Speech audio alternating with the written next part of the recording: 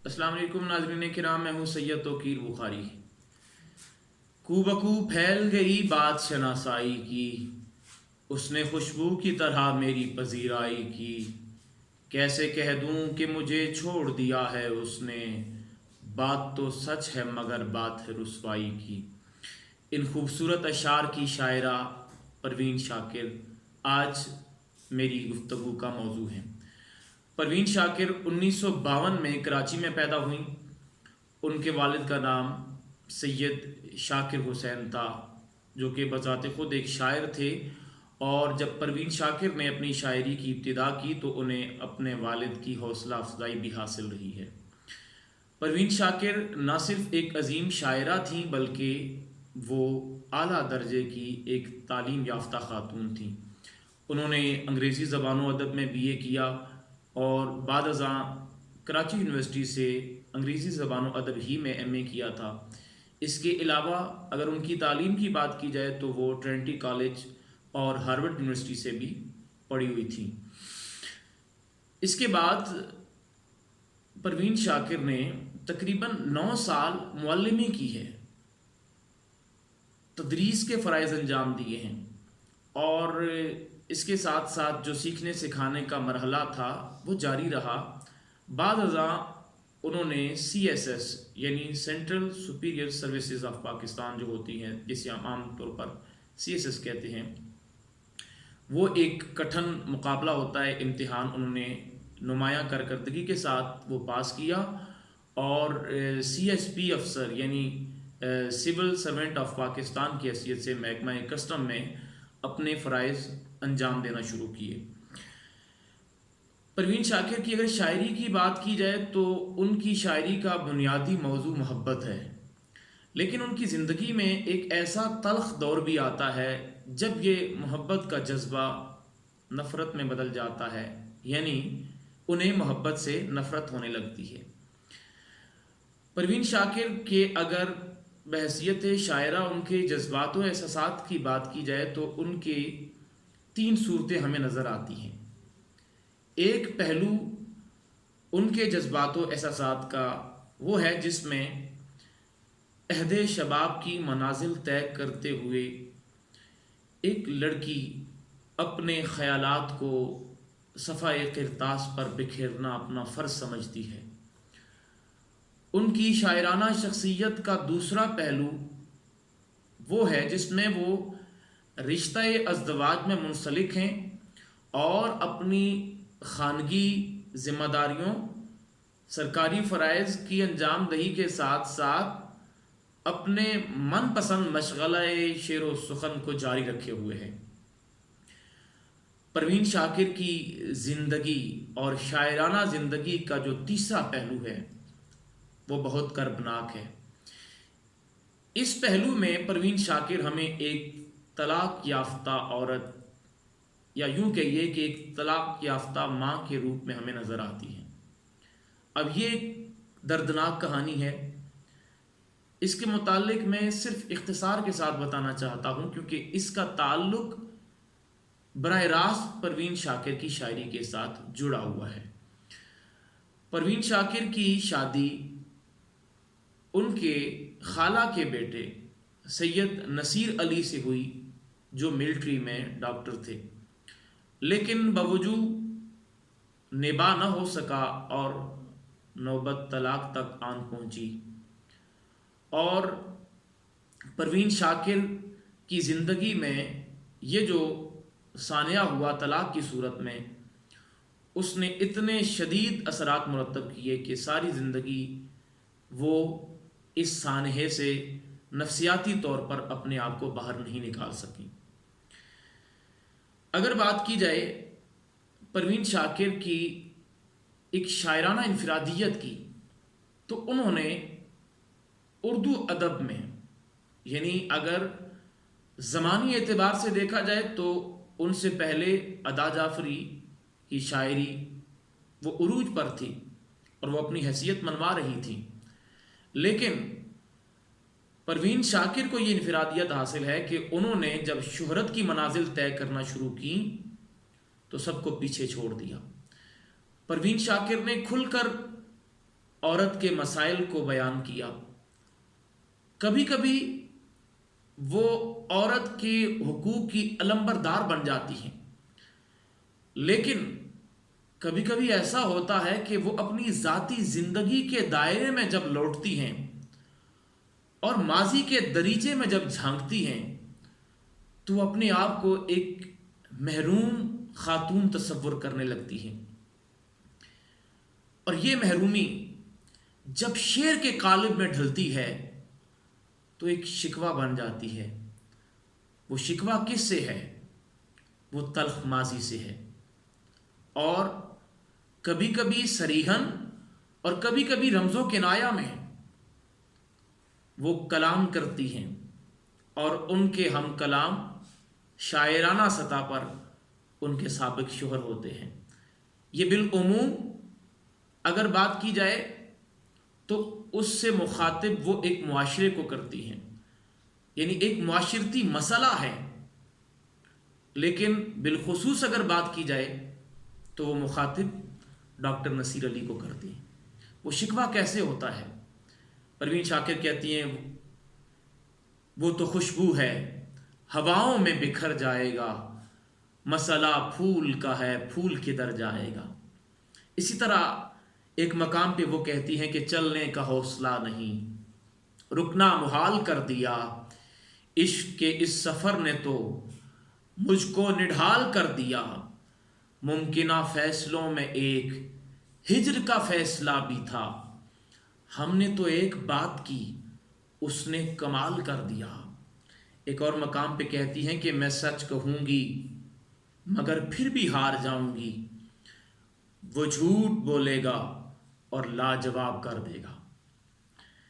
پروین شاکر کے اکلوتے بیٹے کا نام سید مراد علی ہے. پروین شاکر کی داستان حیات کا آخری باب بھی انتہائی کربناک اور اندوہناک ہے.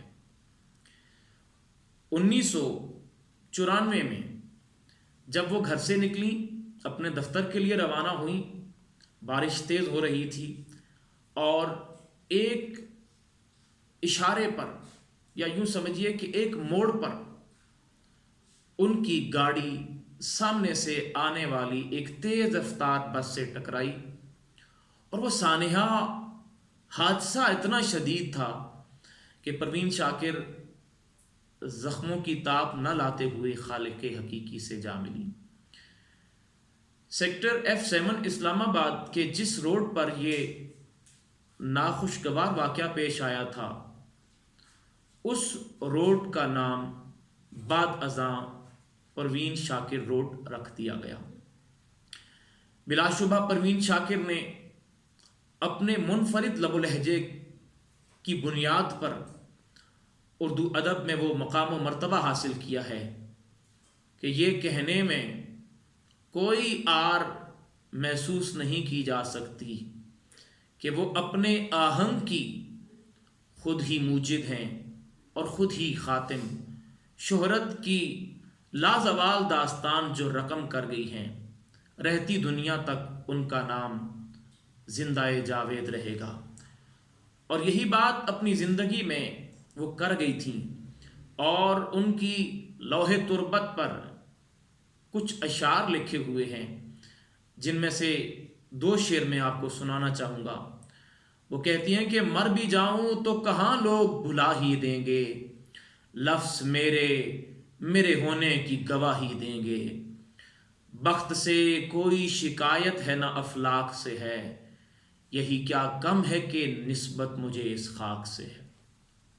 ناظرین کرام، اب چند باتیں میں کلام پروین شاکر کے حوالے سے کرنا چاہوں گا. پروین شاکر اردو ادب کی سب سے مقبول شاعرہ تھیں اور ہیں. ان کے 5 مجموعے زیور طباعت سے آراستہ ہوئے ہیں. ان کے پہلے مجموعہ کلام کا نام ہے خوشبو، جو کہ 1977 میں 1977 میں شائع ہوا، اور اس وقت ان کی عمر 25 سال تھی. یہ وہ مقبول مجموعہ کلام ہے جس کی بنیاد پر پروین شاکر کو آدم جی ادبی انعام سے نوازا گیا۔ خوشبو کا لفظ جب ہم سنتے ہیں تو پروین شاکر کی شاعری میں یہ کثرت اور تواتر کے ساتھ ہمیں یہ شعر دکھائی دیتا ہے۔ بلا شبہ پروین شاکر نے اپنے لفظوں سے جہان ادب میں خوشبو بکھیری ہے۔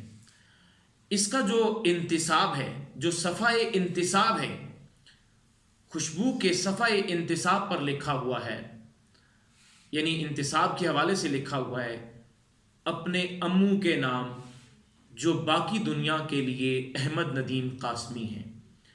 امو یہ یقیناً ایک لاڈ اور پیار سے کہا جاتا ہوگا۔ ام عین میم، ام عربی کا لفظ ہے اور اس کے مطلب ہوتا ہے چچا، تو شاید وہ احمد ندیم قاسمی کو پیار سے چچا کہتی ہوں۔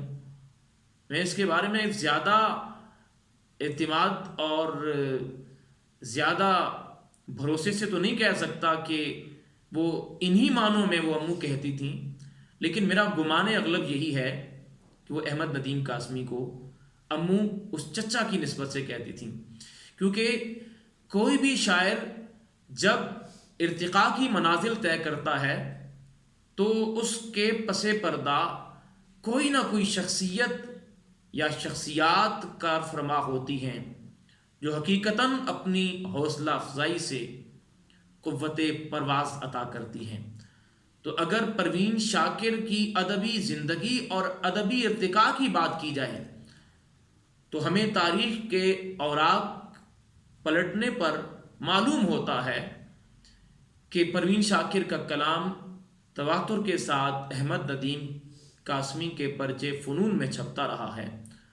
بلا شبہ انہیں احمد ندیم قاسمی کی ادبی سرپرستی حاصل رہی ہے۔ پروین شاکر کے دوسرے مجموعہ کلام کا نام ہے صد برگ۔ صد برگ، صد کے معنی ہوتے ہیں 100، 100، اور برگ کہتے ہیں پتے کو یا کہہ سکتے ہیں پتی۔ صد برگ سے مراد وہ پھول ہے جو 100 پنکھڑیوں والا ہوتا ہے، اور اس مجموعے میں بھی ہمیں نظر آتا ہے کہ پروین شاکر نے وہ جو ان کا پسندیدہ لفظ ہے خوشبو، اسی تسلسل کو برقرار رکھتے ہوئے مجموعے کا نام صد برگ رکھا ہے۔ تیسرا مجموعہ کلام ہے خود کلامی۔ خود کلامی کا مطلب ہوتا ہے اپنے آپ سے باتیں کرنا۔ پروین شاکر کی زندگی کو اگر دیکھا جائے تو انہیں جلوت سے زیادہ خلوت پسند تھی، تنہائی زیادہ پسند تھی، اور چونکہ ایک شاعر جب تخیل کا سہارا لیتا ہے تو وہ خلوت میں رہنا پسند کرتا ہے۔ تو چونکہ پروین شاکر فطری اور قدرتی شاعرہ تھیں، اس لیے انہوں نے جو کہا وہ اپنے باطن میں سے کہا، یعنی جو جذبات کی ہمیں ترجمانی ملتی ہے وہ قدرتی اور فطری ہیں۔ خود کلامی کا جو عنوان ہے یہ در حقیقت پروین شاکر ہی کی نظم جو اسی مجموعے میں شامل ہے، آزاد نظم، اس کا عنوان بھی خود کلامی ہے، اور اسی نظم کا عنوان مجموعے کا عنوان ہے۔ پروین شاکر کے چوتھے مجموعہ کلام کا نام ہے انکار۔ اس انکار کا انتساب جس خاتون کا نام ہے، جس خاتون کے نام ہے، وہ ہیں پروین قادر آغا۔ یہ وہ خاتون ہیں کہ پروین شاکر کی ایک نظم بھی اسی مجموعے میں شامل ہے، پروین قادر آغا کے حوالے سے، جس میں یعنی میں آپ کو صرف نثر میں اس کا مطلب بتا دیتا ہوں۔ جب وہ کہتی ہیں کہ جب مجھے تنہائی محسوس ہوئی، جب اس دنیا میں مجھے کوئی سہارا نظر نہیں آیا، یعنی وہی طلاق والے واقعے کی طرف اشارہ کر کے کہتی ہیں، تو اس وقت یہ خاتون میری ہمدرد بن کر اور میرے لیے ایک فرشتہ بن کر آئیں اور انہوں نے میرا ساتھ دیا۔ گویا پروین قادر آغا پروین شاکر کے لیے ایک امید کی کرن ثابت ہوئیں اور انہوں نے پروین شاکر کو زندگی گزارنے کا حوصلہ دیا، بلکہ پروین شاکر کے الفاظ یہاں تک ہیں کہ مجھے میری زندگی نے خودکشی کے قریب کر دیا، میں زندگی سے تنگ آ گئی، لیکن ایسے میں پروین قادر آغا میرے لیے ایک فرشتے کی صورت آئی جنہوں نے مجھے پھر سے زندہ رہنے کا ایک حوصلہ دیا۔ تو یہ وہ خاتون ہیں، اور یہیں تک یہ محبت کا رشتہ قائم نہیں رہتا، بلکہ ان کے بیٹے سید مراد علی سے جب پوچھا گیا تو انہوں نے کہا کہ میری ماں کے انتقال کے بعد اگر کسی نے ماں کی کمی پوری کی ہے، اور وہ کمی ایسے پوری کی ہے جیسے ایک ماں کرتی ہے، تو یہ وہی خاتون ہے۔ یعنی ایک ماں بن کر انہوں نے پروین شاکر کے اکلوتے بیٹے سید مراد علی کی سرپرستی اور پرورش کی ہے۔ اسی طرح اگر اس تسلسل کی بات کی جائے تو 4 مجموعوں کی اشاعت کے بعد پروین شاکر کا کلیات منظر عام پر آتا ہے۔ 1994 کی بات ہے، جس سال پروین شاکر کا انتقال ہوا تھا۔ اس کا عنوان ہے ماہ تمام۔ ماہ کے 2 مطلب ہوتے ہیں، ایک مطلب ہوتا ہے مہینہ، منتھ، اور دوسرا مطلب ہوتا ہے ماہ کا چاند، مون۔ ماہ تمام کا مطلب ہوتا ہے پورا چاند، مکمل چاند۔ آپ جانتے ہیں کہ چاند کئی شکلیں تبدیل کرتا ہے، جیسے پہلی رات کے چاند کو ہلال کہتے ہیں، بہت باریک سا ہوتا ہے، بہت مشکل نظر آتا ہے۔ آہستہ آہستہ روزانہ کی بنیاد پر چاند کی جسامت میں اضافہ ہوتا ہے، اور ایک وقت ایسا آتا ہے جب چاند مکمل ہو جاتا ہے، اسے ماہ کامل بھی کہتے ہیں، اسے بدر بھی کہتے ہیں، اور اسے ماہ تمام بھی کہتے ہیں، پورا چاند۔ اور جیسے کہ ہے نا کہ ایک ضرب المثل بھی ہے کہ بدر کے بعد ہلال ہے، یعنی عروج کے بعد زوال ہے، تو یہ چاند کے جو 2 نام ہیں وہ اس کی جسامت کے اعتبار سے رکھے گئے ہیں۔ تو ماہ تمام کلیات کا عنوان رکھنے کا مقصد یہ تھا کہ یہ وہ چاند ہے جس میں مکمل مجموعے شامل ہیں، کیونکہ آپ جانتے ہیں کہ کلیات میں سارا کلام شامل ہوتا ہے، تو اس میں جو سابقہ 4 مجموعے تھے وہ شامل تھے۔ اور ماہ تمام کی اشاعت کے بعد اور اس کے ساتھ ساتھ یعنی 1990 میں انکار شائع ہوتا ہے، اور اس کے بعد منظر عام پر ماہ تمام کلیات کی صورت میں آتا ہے۔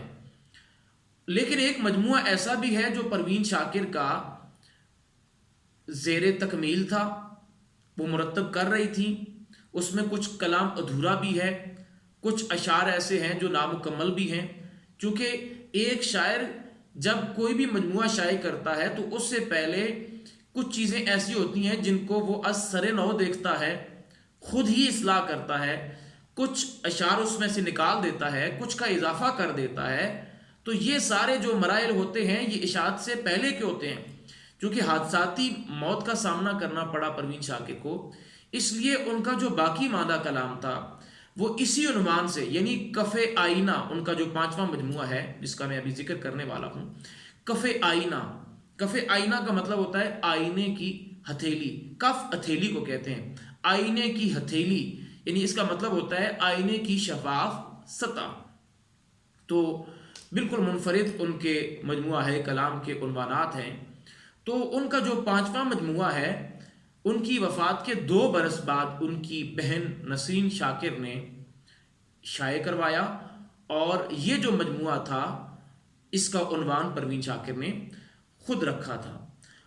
اچھا، جتنے بھی پروین شاکر کے مجموعہ ہائے کلام ہیں ان میں اگر ان کے مواد کی بات کی جائے کہ اس میں شامل کیا ہے، تو تمام مجموعوں میں غزلیات، پابند نظمیں، آزاد نظمیں اور نثری نظمیں، یہ 4 چیزیں ہمیں نظر آتی ہیں۔ کہیں کہیں ایسے بھی ہے کہ جو ایک ایک شعر شامل ہے اس میں، جسے عام طور پر ہم ادب کی اصطلاح میں فرد کہتے ہیں، ایک ایک شعر انہوں نے کہیں عنوان دیا ہے۔ دلچسپ بات یہ ہے کہ پروین شاکر کے بہت سارے مجموعوں میں ایسے نظر آتا ہے کہ پہلے غزل ہے، پھر نظم ہے، پھر پابند نظم ہے، نثری نظم ہے، یعنی لگتا یہ ہے کہ جیسے جیسے پروین شاکر نے وہ کلام تخلیق کیا ہے ویسے ویسے اسی ترتیب سے اسے شائع کیا ہے۔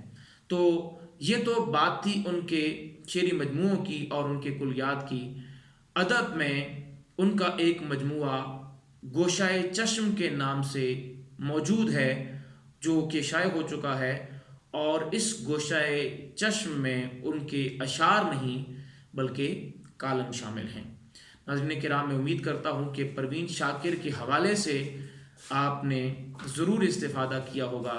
جتنے بھی لوگ ادب کے ساتھ وابستہ ہیں اور بطور خاص جو لوگ انٹرویو کی تیاری کر رہے ہوتے ہیں، انہیں ضرورت پیش آتی ہے، خواتین ہیں وہ کلام پروین شاکر کا مطالعہ کر کے جاتی ہیں اور ان کی پسندیدہ شاعرہ ہوتی ہیں، لہٰذا میں امید کرتا ہوں کہ ان کے لیے یہ ویڈیو بہت مفید ثابت ہوگی۔